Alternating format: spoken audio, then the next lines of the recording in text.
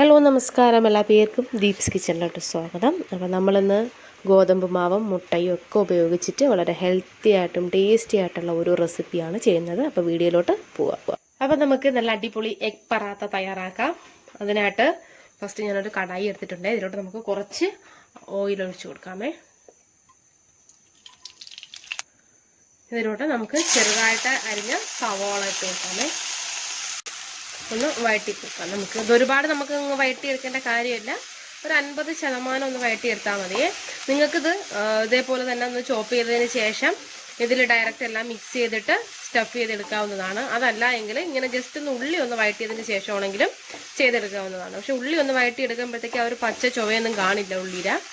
Okay, ഞാൻ 2 മുട്ട എടുത്തിട്ടുണ്ട്. നമുക്കിതിനെ ഒന്ന് ഗ്രേറ്റ് ചെയ്ത് വേണം എടുക്കാനായിട്ടേ.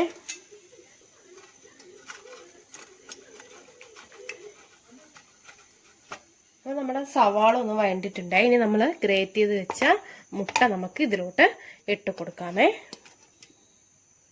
ഇതിലോട്ട് ആവശ്യത്തിന് ഉപ്പ്, കുറച്ച് മുളക് പൊടി, കുറച്ച് മഞ്ഞൾപ്പൊടി, കുറച്ച് ഗരം മസാല, ഇത്രയും കൂടി ചേർത്തിട്ട് നന്നായിട്ട് നമുക്കിതെല്ലാം കൂടെ ഒന്ന് മിക്സ് ചെയ്തെടുക്കാം.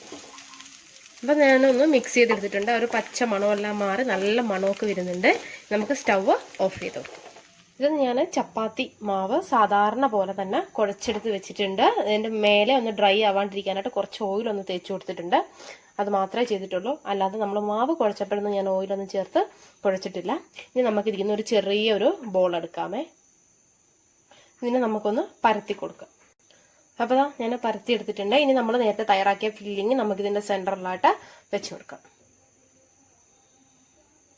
ഒരുപാട് ഫില്ലിങ് അങ്ങനെ വെക്കേണ്ട കാര്യമൊന്നുമില്ലേ, ജസ്റ്റ് കുറച്ച് ഒരു സ്പൂണൊക്കെ വെച്ചാൽ മതി.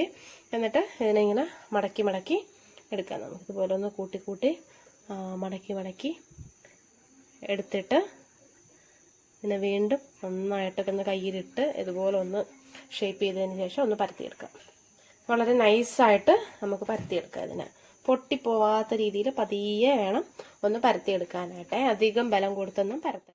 അപ്പോൾ ഇതാ ഞാൻ ഒന്ന് പരത്തി എടുത്ത് വെച്ചിട്ടുണ്ട്. കണ്ടല്ലോ, ഈ ഒരു കനത്തിന് വേണം പരത്തി എടുക്കാനായിട്ട്. ഓക്കെ, അപ്പം നിങ്ങൾക്ക് ഇതിനകത്ത് ഫില്ലിങ് വെച്ചിട്ട് പരത്താൻ പറ്റിയില്ല എങ്കിൽ ഒരു ചപ്പാത്തി പരത്തിയതിന് ശേഷം അതിൻ്റെ മുകളിൽ മുട്ടയുടെ മിക്സ് ഇട്ടതിന് ശേഷം വേറൊരു ചപ്പാത്തി പരത്തി അതിൻ്റെ മുകളിലോട്ട് വെച്ചിട്ട് ഒന്ന് പരത്തിയെടുത്താലും മതി. ഒരു നല്ലൊരു ഷേപ്പിൽ നിങ്ങൾക്ക് ചെയ്തെടുക്കാനായിട്ട് പറ്റും. അപ്പം നമുക്കിനി ഇത് ഞാൻ ഒരു ദോശ തവ എടുത്തിട്ടുണ്ട്, അതിലോട്ട് അതിട്ട് കൊടുത്തിട്ടുണ്ട്. നമുക്കിതിനെ ഒന്ന് തിരിച്ചിടും. അപ്പോൾ ഞാൻ തിരിച്ചിട്ട് കൊടുത്തിട്ടുണ്ട്.